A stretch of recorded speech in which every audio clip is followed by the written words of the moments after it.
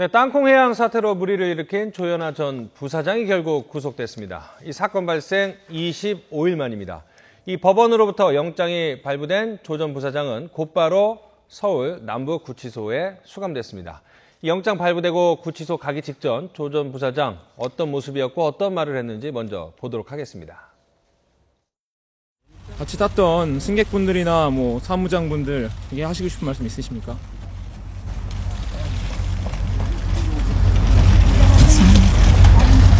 폭행과 폭언이 있었는지 여부도 여전히 부인하시는 겁니까?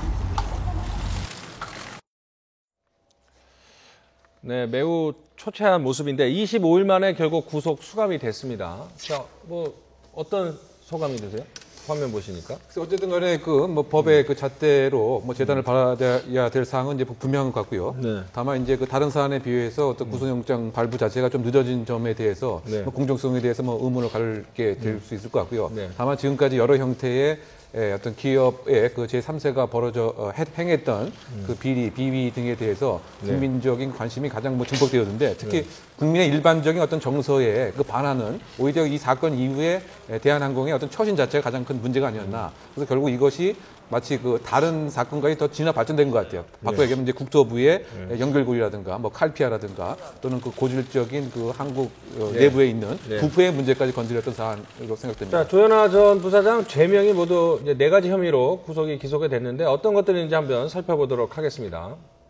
자, 항공기 항로 변경죄, 강요죄, 또 항공기 안전 운전 저해 폭행죄, 위력에 의한 업무 방해죄 이렇게 있는데 쉽게 얘기해서 두 개로 나눌 수 있을 것 같습니다. 승무원들에게 폭언을 하고 폭행을 한 거 2가지. 그 다음에 회항을 시켜서 승무원을 강제로 내리게 한 거. 이 2가지. 둘로 나눌 수가 있을 것 같습니다. 자, 그런데요. 조현아 전 부사장 같은 경우에 법원에서 영장 실질심사를 받을 때 승무원들에게 폭언과 폭행을 한 거는 인정을 했지만 항로를 변경하고 사무장에게 너 내려. 이렇게 발언한 부분은 인정을 하지 않았습니다. 하지만 법원에서는 모두 다 인정을 했다 이렇게 봐야 되는 건가요?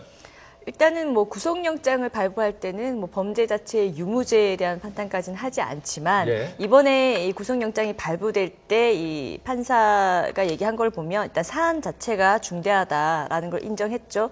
그리고 이 증거인멸 혐의 부분은 비록 이제 조현아 씨는 부정하고 있고 또 검찰의 이 구속영장 청구 죄명에는 들어가 있지 않아서 일각에서는 구속영장이 기각되는 거 아니냐 이런 얘기도 있었지만 판사는 증거인멸의 우려를 판단을 했습니다. 자, 그런데 검찰은 구속영장 청구할 때 증거인멸 부분을 혐의에서 뺐는데 판사가 넣는 것도 좀 이상하지 아니요, 그거는 괜찮아요? 엄연히 달라요. 그러니까 구속영장 청구할 때 죄명에 넣는 것과 상관없이 구속사유라는 게 따로 그렇죠. 판단 기준이 따로 있거든요. 그래서 이제 말씀드렸다시피 범죄가 중대하냐, 상당하냐, 여러 가지 증거의 소명이 있느냐, 부분 도주 우려, 증거인멸 우려 이런 건데 증거인멸 우려는 청구된 죄명과 상관없이 그냥 있었던 사건이 있은 이후에 증거인멸이라는 어떤 정황들이 있느냐만을 보는데 정황들이 분명히 있었죠.